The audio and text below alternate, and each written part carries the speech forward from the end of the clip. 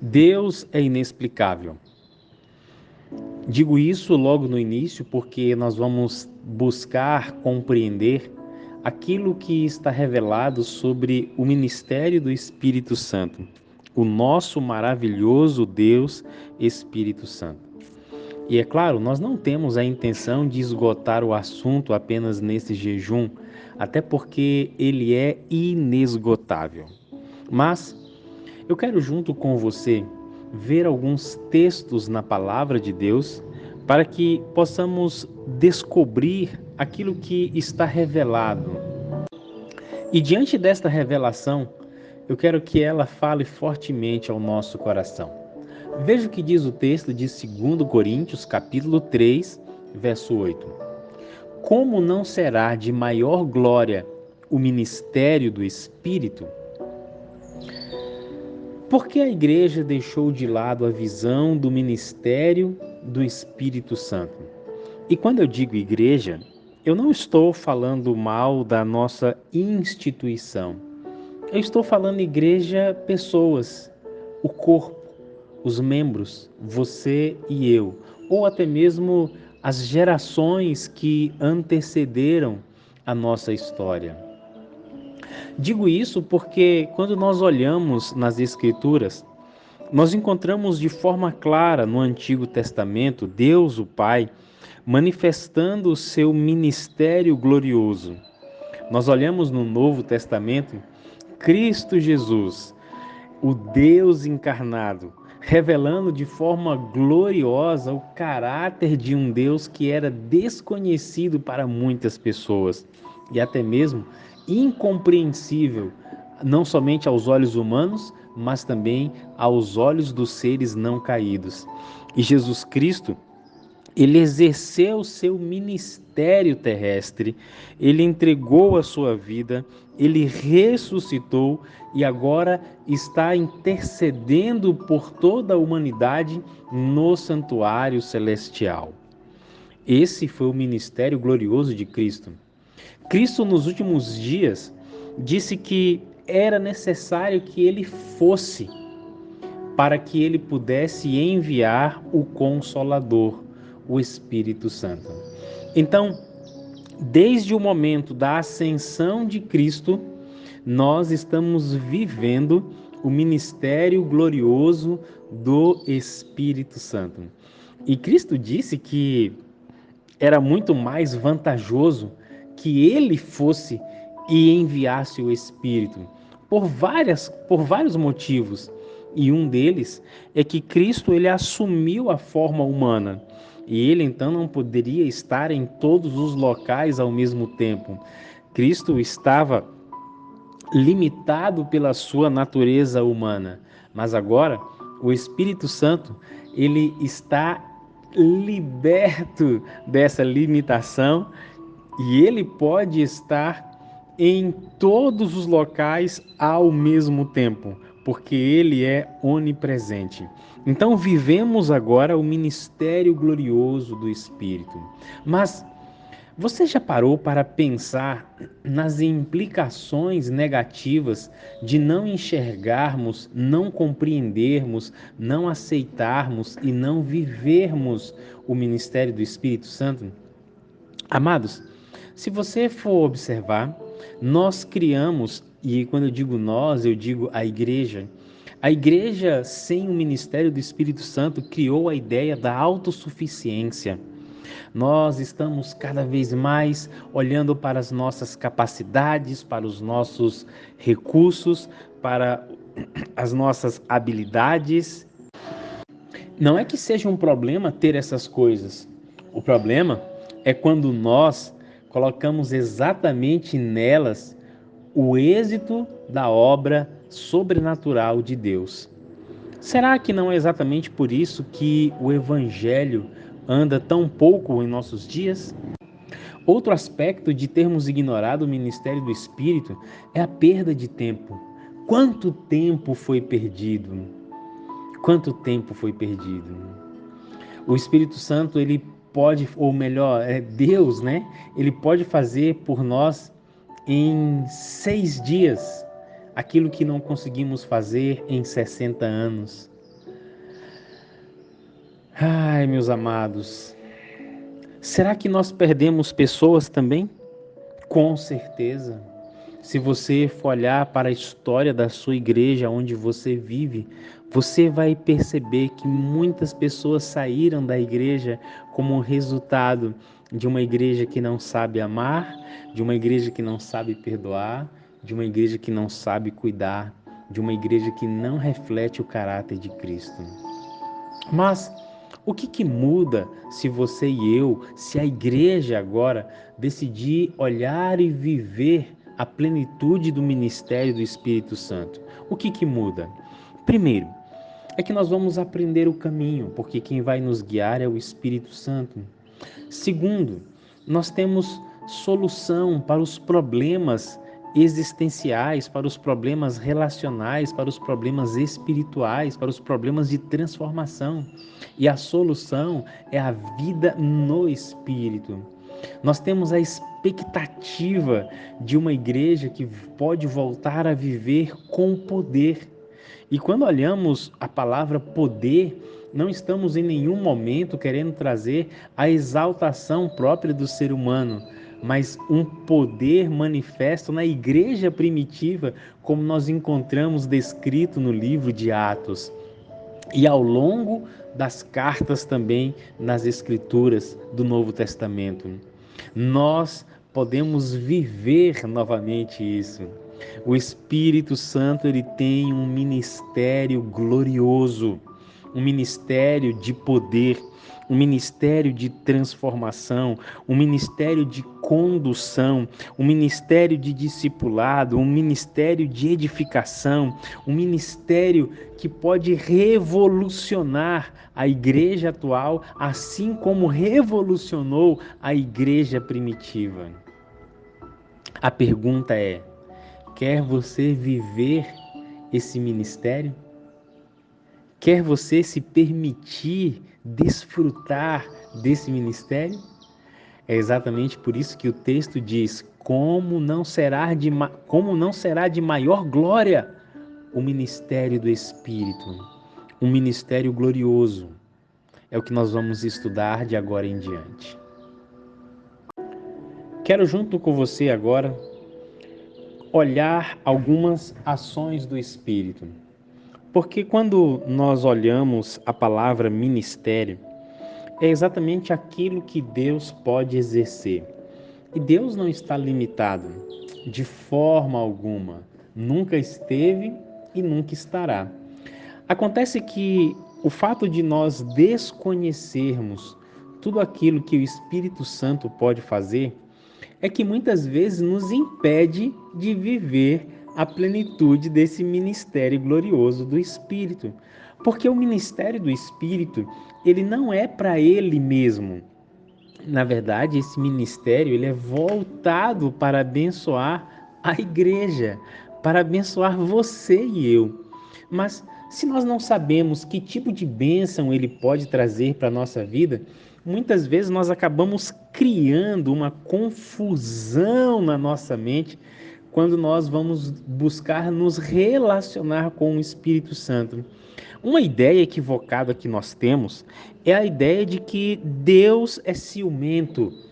Por exemplo, tem muita gente que imagina que se começar a conversar com o Espírito Santo, Jesus vai se sentir depreciado ou o Pai vai se sentir depreciado. Amados, não existe esse tipo de disputa entre a divindade. Até porque cada um desempenha um papel diferente no plano da salvação. E como nós estamos vivendo o tempo da dispensação do Espírito ou do ministério glorioso do Espírito, você e eu não apenas podemos, mas nós temos o dever de desenvolver um relacionamento íntimo, real, profundo e verdadeiro com o nosso Deus Espírito Santo.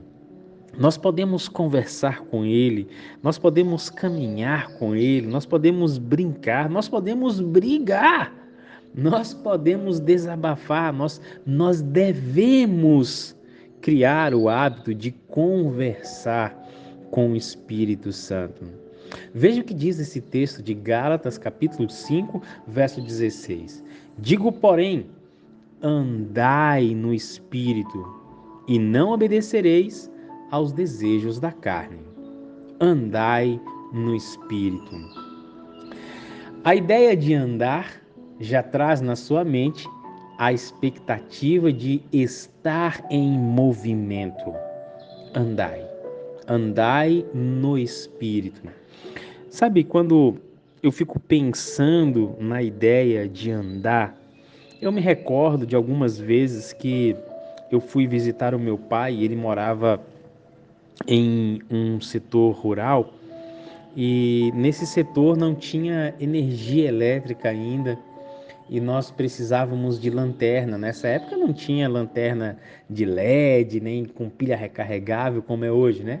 Eram aquelas lanternas daquelas pilhas Rayovac, as amarelinhas que duram, né? A Duracell é a que dura, a outra era a Rayovac. E aí então eu me recordo de várias vezes que eu tive que, junto com meu pai, andar à noite lá de onde o ônibus parava até chegar na casa dele. E nós utilizávamos uma lanterna para poder ir iluminando o caminho, a estrada, a jornada. Andai no Espírito. Satanás, ele é muito astuto e ao longo da sua jornada chamada vida, ele vai criar tantas armadilhas para que você venha tropeçar, se ferir, ferir os outros, desistir, que muitas vezes nós nem temos a noção do quanto de mal ele deseja nos causar. É por isso que nós, ao olharmos o início do ministério do Espírito, já encontramos aqui um companheiro na jornada e a nossa função, o nosso dever é andar no Espírito. À medida que você anda no Espírito, como ele sendo um caminho, não apenas de um momento, não apenas quando você está na igreja, não apenas quando você está jejuando, não apenas quando você está na sala 57, não são apenas nesses momentos. Andar no Espírito significa andar ou estar com Ele todos os momentos da jornada. Aí você pode pensar bem assim, mas Wellington, eu já não tenho o Espírito Santo na minha vida? Eu já não ando com Ele? Bom, eu não sou a pessoa que vou dizer se você anda ou não. Eu só vou fazer uma pergunta e a sua resposta vai dizer para você mesmo se você, ao longo de sua jornada, sempre andou com o Espírito. Por exemplo, quando você faz uma retrospectiva do seu comportamento, desde que você aceitou a Cristo como seu Senhor, você já feriu alguém? Você já magoou alguém? Você já descumpriu suas promessas feitas para Deus? Você já reflete o caráter de Cristo? Se a sua resposta for negativa a alguma dessas questões, então a pergunta é: você nesse tempo que cometeu essas coisas andou no Espírito? Eu não estou dizendo se o Espírito não estava em você, porque talvez aqui seja a ideia que a gente precisa começar a trabalhar para ser mudada, né? Uma coisa é a obra do Espírito Santo nos convencendo do pecado, da justiça e do juízo, como ele faz com todos os seres humanos. Só que esse convencimento, ele acontece mesmo antes de você entregar a vida a Cristo. O que nós estamos falando aqui é de andar no Espírito. Isso aqui implica uma intimidade. Isso aqui implica uma intencionalidade. Você precisa convidar, você precisa dar condições de que ele permaneça com você para que você ande junto com ele. A minha pergunta nesse nosso momento é muito simples. A sua vida seria diferente se você convidasse todos os dias o Espírito Santo para andar com você e ao mesmo tempo que você andaria no Espírito? O que mudaria para você? O que mudaria nos seus relacionamentos com seus filhos, com a sua esposa, com o seu marido, com o seu patrão, com seus colegas de trabalho, com as pessoas da sua igreja? Mudaria alguma coisa? Sim ou não? Vamos orar sobre isso agora? Estamos avançando em nosso tema de hoje sobre o ministério glorioso do Espírito Santo. E o meu desejo é que você esteja sendo abençoado e abençoada por tudo que já vimos e por tudo que nós ainda vamos ver nesta manhã. Já vai se preparando, porque hoje nós vamos fazer o nosso encerramento no nosso Instagram e no último áudio de hoje eu vou enviar o link para que você entre e participe comigo, combinado? Vamos para a nossa reflexão. Atos capítulo 6, verso 10. E não podiam resistir à sabedoria e ao espírito com que falava.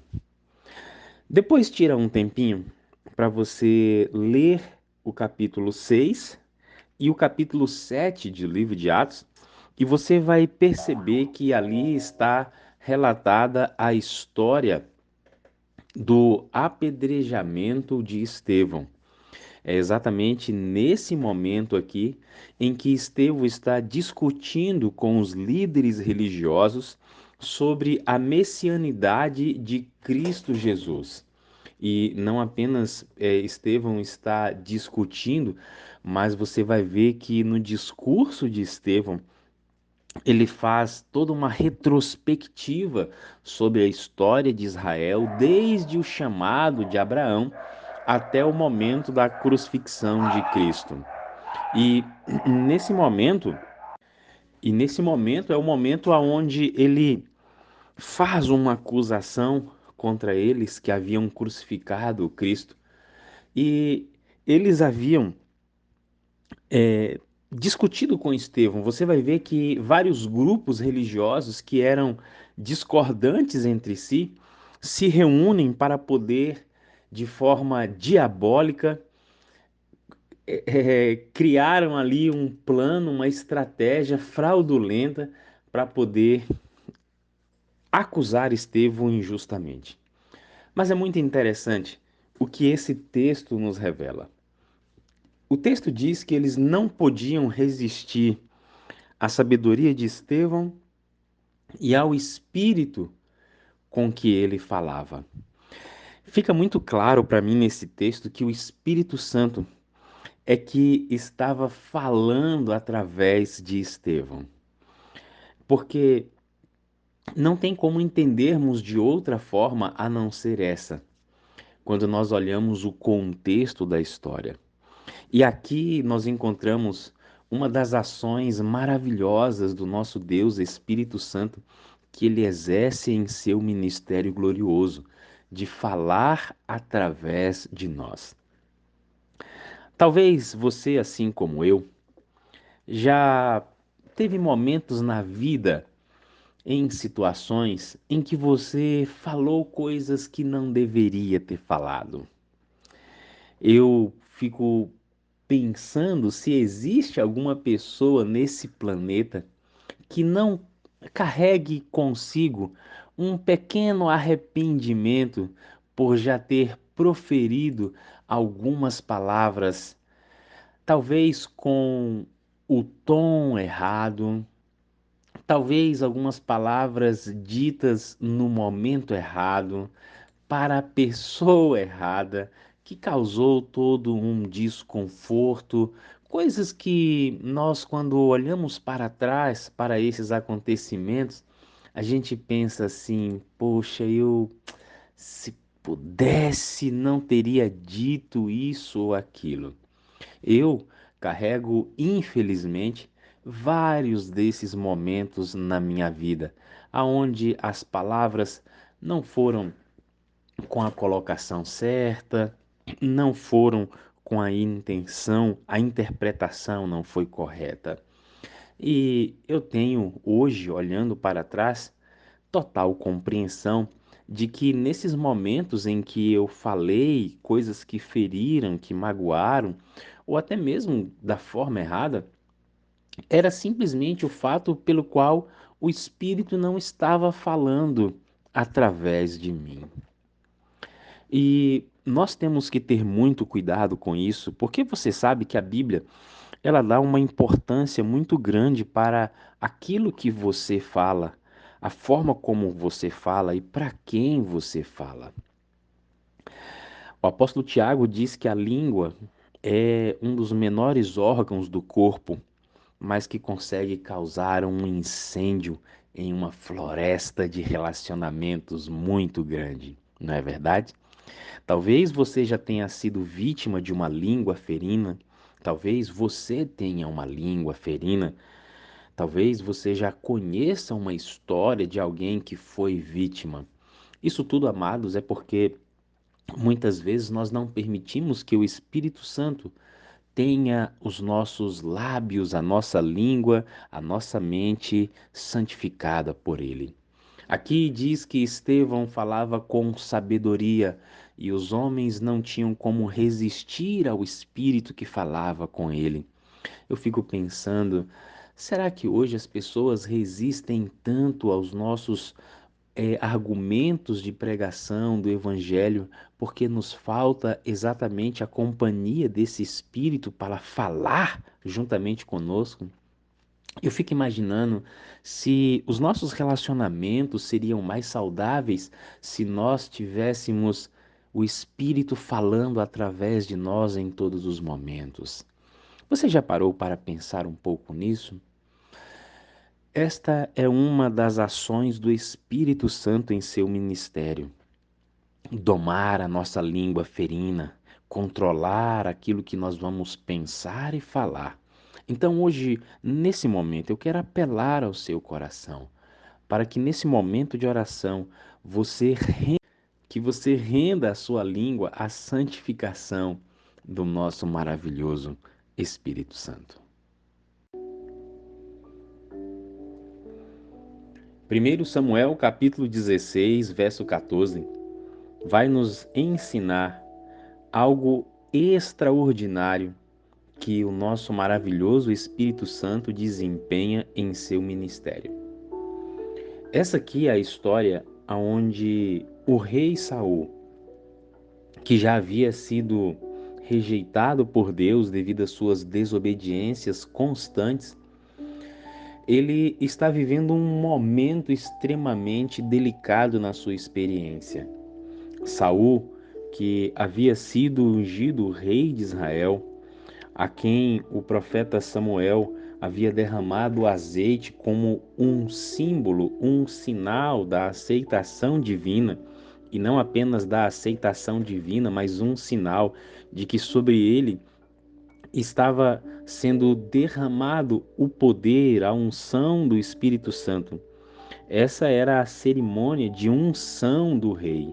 Então, sobre Saul, Deus havia posto o seu espírito de forma especial. Isso porque ele era um homem que tinha uma função especial diante do povo de Israel. Afinal de contas, naquele momento, o rei, o primeiro rei de Israel, ele tinha sobre si responsabilidades muito grandes. Então, sobre Saul, era, é, era grande a expectativa que tinha-se nele. E por isso Deus concedeu o seu espírito. Mas nós sabemos que Saul, devido às suas rebeldias que ele tinha, um coração não completamente convertido, acabou acarretando que ele fosse rejeitado por Deus e que em seu lugar Davi assumisse o trono. Nesse momento aqui da história, tem algo muito interessante que você e eu precisamos saber sobre a presença do Espírito. Diz o texto: "E o Espírito do Senhor se retirou de Saul, e atormentava-o um espírito mau da parte do Senhor." Esse espírito mau que atormentava Saul, ele não vinha da parte do Senhor. Ele era um espírito maligno que Satanás havia enviado para atormentar o rei Saul. E percebam que enquanto o Espírito de Deus estava controlando, estava regendo, estava guiando a vida de Saul, Satanás não tinha espaço na vida dele. Mas no momento em que o Espírito do Senhor se retira, Satanás ganha novamente terreno para atormentar. Queridos, muitas pessoas hoje vivem atormentadas por espíritos malignos. E isso porque em seu coração, em sua mente, não tem a plenitude do Espírito, ou o Espírito não é convidado para habitar ali e fazer morada. Aonde o Espírito de Deus está, ele tem força, ele tem autoridade para repreender, para impedir que os espíritos malignos entrem. Agora, onde o Espírito de Deus não está, a casa está vazia.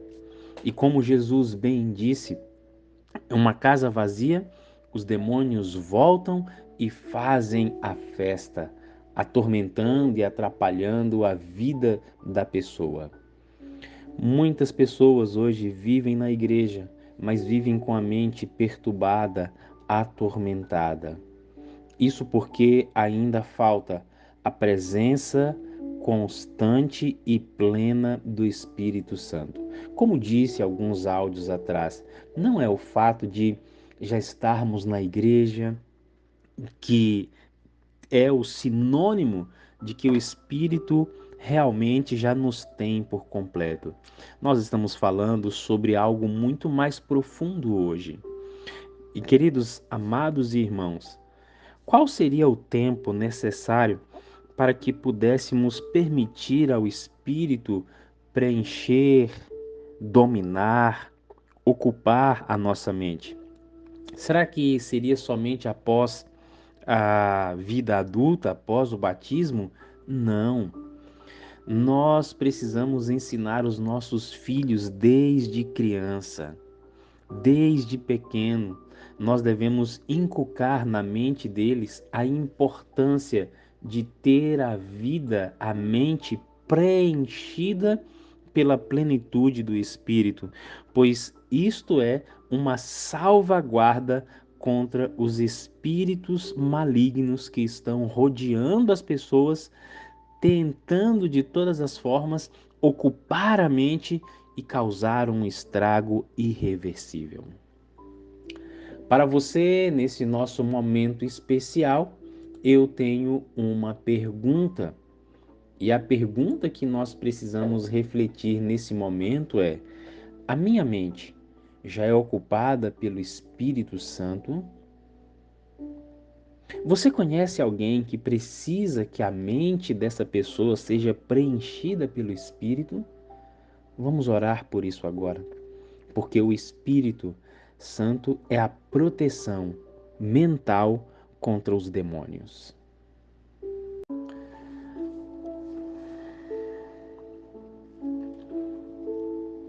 Liberdade, bem precioso, que muitas vezes só damos a importância devida quando a perdemos. Não há necessidade de você perder a sua liberdade para que você possa valorizá-la. A própria Constituição Nacional já prevê o direito do ser humano de ir e vir. Isso porque é muito bom você poder ter o direito de escolher aonde você vai e o que vai fazer. O poder de escolha exercido diante da liberdade que nós temos. Esta é uma liberdade física que, quando ela é retirada, nós sofremos muito, é verdade. Mas existe um outro tipo de aprisionamento que é muito mais grave do que o aprisionamento físico. E este aprisionamento a qual me refiro está relacionado exatamente ao pecado. A raça humana se tornou refém de Satanás como consequência da transgressão de nossos pais. Agora, todos os seres humanos, eles estão presos ao pecado. Cristo, no plano de salvação, veio nos trazer a liberdade. O seu sacrifício expiatório faz com que o ser humano tenha direito a viver novamente livre do pecado. Agora, como nós podemos experimentar essa liberdade? Como podemos permanecer livres? Aí então, nós entramos no ministério glorioso do Espírito Santo. Veja o que diz 2 Coríntios, capítulo 3, verso 17. Ora, o Senhor é o Espírito, e onde está o Espírito do Senhor, aí há liberdade. O ser humano, ele só será plenamente livre depois que ele fizer duas coisas. Primeiro, aceitar o sacrifício de Cristo como expiação dos seus pecados. E segundo, convidar o Espírito Santo para permanecer atuando constantemente em sua vida. Somente assim nós podemos desfrutar a verdadeira liberdade. Você é uma pessoa livre? Você se sente livre? Ou muitas vezes você e eu nos sentimos aprisionados? Existem muitas formas de aprisionamento. Por exemplo, existem aquelas pessoas que são presas no rancor. Existem aquelas pessoas que são presas no dinheiro. Existem aquelas pessoas que são presas ao passado. Existem pessoas que são presas ao presente, vivem só o hoje e esquecem a manhã gloriosa. Existem pessoas que são presas às regras, presas aos pais, presas aos filhos, presas às drogas, presas ao consumismo.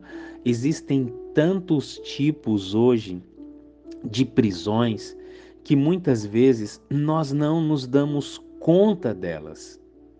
Todas elas muito bem elaboradas por Satanás para poder de alguma forma aprisionar os filhos de Deus. E quando digo isso, eu falo com um pesar muito grande em meu coração. Sabe por quê? Porque muitas vezes nós imaginamos que esses aprisionamentos, eles são exclusivos para as pessoas que não estão na igreja, para as pessoas que não entregaram a vida a Cristo. Mas, amados, se você for olhar de forma bem sincera e fizer uma avaliação, você vai perceber que existem muitas pessoas dentro da igreja que já aceitaram a Cristo, já entregaram a sua vida através do batismo, mas que ainda assim vivem aprisionados em algum tipo de armadilha diabólica. Você se sente livre? Ou existe alguma coisa na sua vida que você sente que ainda está prendendo você? É exatamente esse tipo de liberdade que o Espírito Santo quer dar aos filhos de Deus. Liberdade para servir a Deus, liberdade para adorar, liberdade para ser livre, liberdade para escolher recusar os encantos e as seduções do mundo, liberdade para fazer a vontade de Deus. Você realmente é livre? Nesse nosso momento de oração, eu quero que nós oremos de forma individual pelas coisas que podem estar nos aprisionando hoje. Mas talvez seja o momento de você também se lembrar de algumas pessoas que você ama, que talvez estejam aprisionadas a algum tipo de armadilha do inimigo. Vamos clamar ao Espírito para que no ministério glorioso dele, ele venha nos trazer a verdadeira liberdade? Porque a carne cobiça contra o espírito, e o espírito contra a carne. E este opõe-se um ao outro, para que não façais o que quereis. Gálatas capítulo 5, verso 17.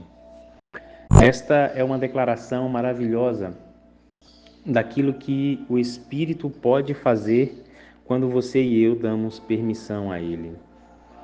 Queridos, a nossa natureza, infelizmente, corrompida pelo pecado, ela é inclinada a fazer aquilo que desagrada a Deus. O pendor da carne, a inclinação da carne é para o pecado.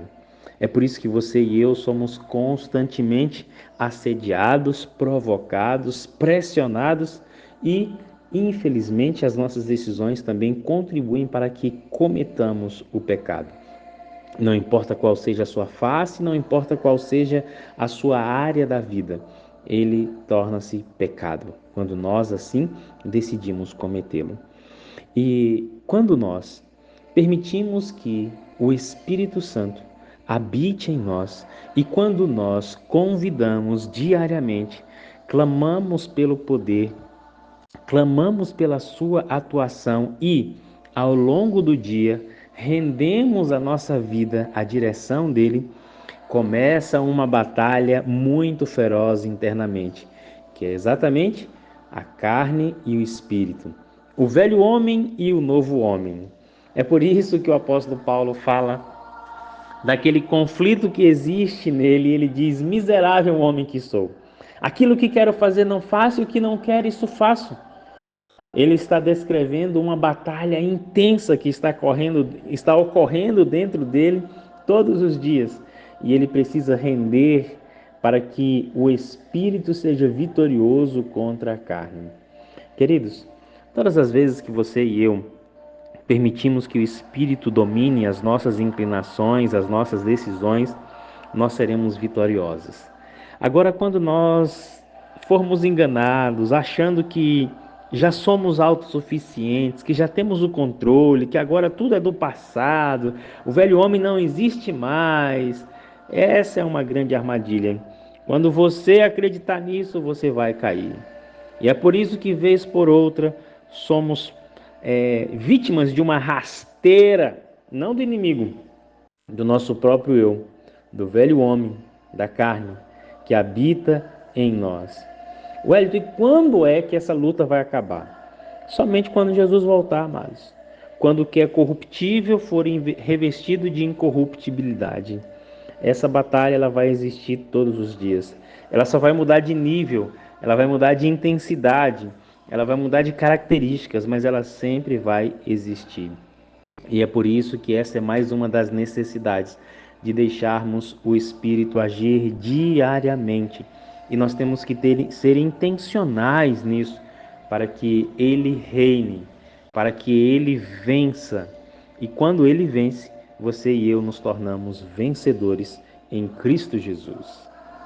Muito bem, meus queridos, chegamos ao final do nosso jejum de hoje e eu espero que esse tema tenha de alguma forma abençoado a sua vida. Porque a minha abençoou e muito mesmo, viu? Eu quero agora, junto com vocês, falar sobre mais um mais uma, né, das ações do Espírito Santo diante do seu ministério glorioso que nós estamos aprendendo. Inclusive, como eu disse no primeiro áudio, né, eu já preparei mais 4 temas dentro do ministério do Espírito Santo para que a gente trabalhe no próximo mês, tá certo? Vamos lá? Abra sua Bíblia, Romanos capítulo 8, verso 16. O mesmo Espírito testifica com o nosso espírito que somos filhos de Deus. Esse texto, ele é simplesmente poderoso. Nós poderíamos abordar aqui com você 2 linhas temáticas. A primeira linha é aquela a forma pela qual o Espírito se comunica conosco. Ele se comunica com o nosso espírito, com o nosso entendimento. E a segunda é que ele testifica que nós somos filhos de Deus. Olha que coisa linda, né? Em um único texto, duas ações maravilhosas do Espírito Santo. Eu vou abordar aqui de forma breve as duas, para que você e eu possamos entender um pouco, não é, dessa forma como o Espírito Santo se comunica conosco. A maneira pela qual Deus escolheu de se comunicar com os seres humanos de forma individual, de forma pessoal e íntima, é exatamente pela impressão do Espírito Santo com a nossa mente. Por isso, nós precisamos guardar as entradas da nossa alma. Nós precisamos ter cuidado com aquilo que nós lemos, com aquilo que nós ouvimos, com aquilo que nós assistimos, com aquilo que nós cultivamos e permitimos que entre na nossa mente. Isso porque quanto mais inquieta, quanto mais acelerada, quanto mais perturbada a nossa mente tiver, mais dificuldade nós teremos de ouvir a voz do Espírito, de estar atento às suas impressões. E o problema é que quanto mais inquieto nós estamos, ou quanto mais ruídos existe entre a nossa mente e o Espírito Santo, nós temos mais dificuldades de assimilar a voz dele. E é por isso que muitas vezes nós ficamos em dúvidas. Será que é o Espírito que está falando comigo? Eu estou em dúvida. Várias pessoas me perguntam, Wellington, como é que eu faço para saber se é o Espírito Santo que está comunicando comigo ou não? Se é a minha consciência, se é realmente a voz dele ou não? Então, nós ficamos exatamente nesse ambiente de dúvidas quando permitimos que a nossa mente esteja ocupada com tanta sujeira que acaba se transformando em um ruído na nossa percepção com relação a voz, a influência, a impressão do maravilhoso Espírito. Agora, dentro desse texto, eu quero fortalecer com você uma ideia que é muito importante que você tenha ela guardada em seu coração.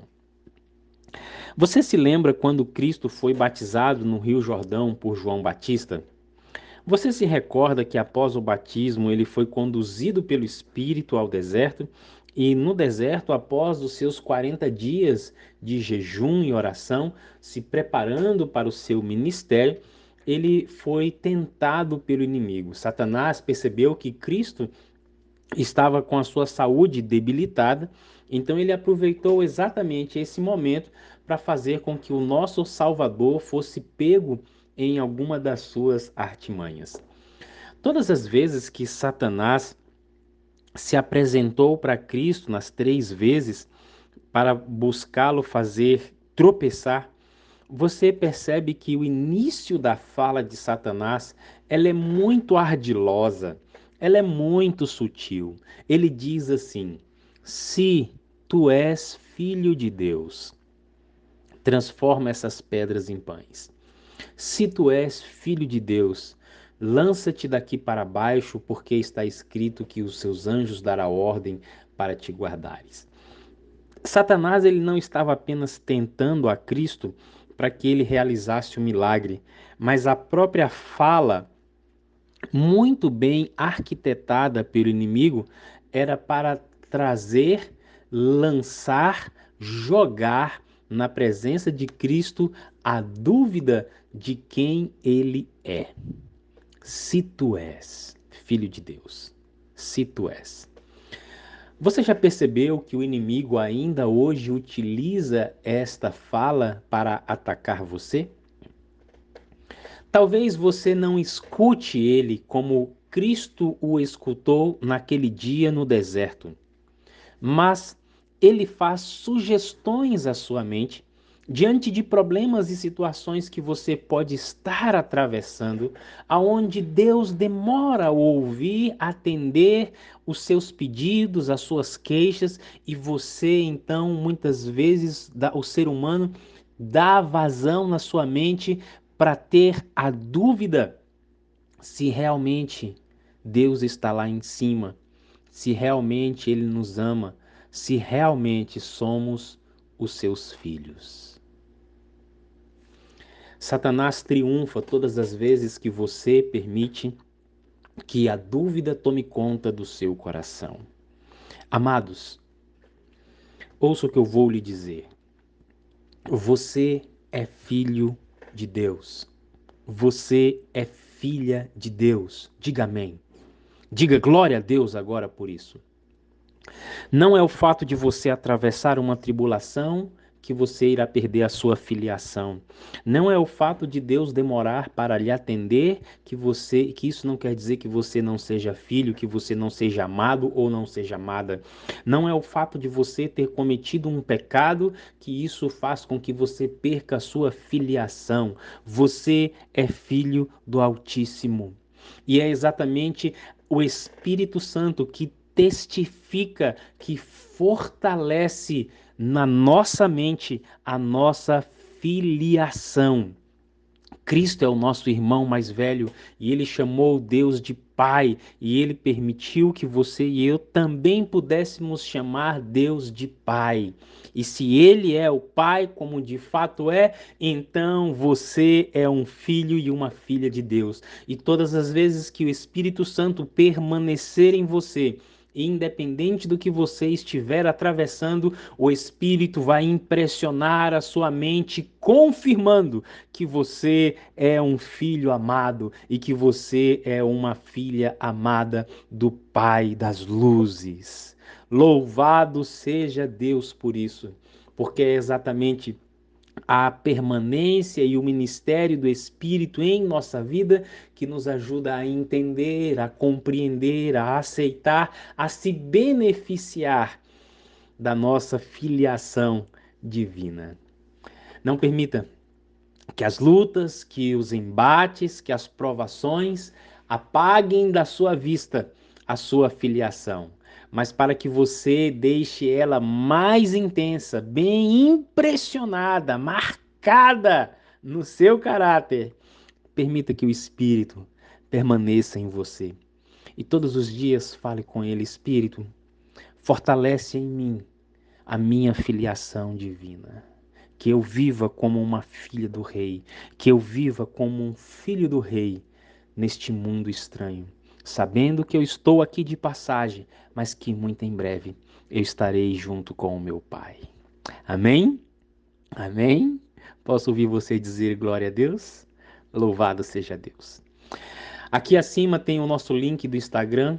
Eu quero que você entre, eu já estou esperando você no Instagram para fazermos o encerramento do nosso jejum. Se por acaso você não puder participar agora, fique tranquilo, o material vai ficar salvo e depois você pode assistir, receber a bênção e compartilhar com os seus familiares, amigos e igreja. Eu agradeço carinhosamente a sua presença e participação conosco no jejum de hoje. Que Deus continue lhe abençoando, que diante dos propósitos pelos quais você estava orando, que o Senhor se mostre gracioso e misericordioso e que no tempo oportuno Ele atenda às nossas preces. Eu amo você, eu preciso de você para ser feliz, você é a imagem visível de Deus e eu creio mais em Deus porque você existe. Um beijo carinhoso do seu irmão Wellington Ribeiro e nós nos vemos no Instagram.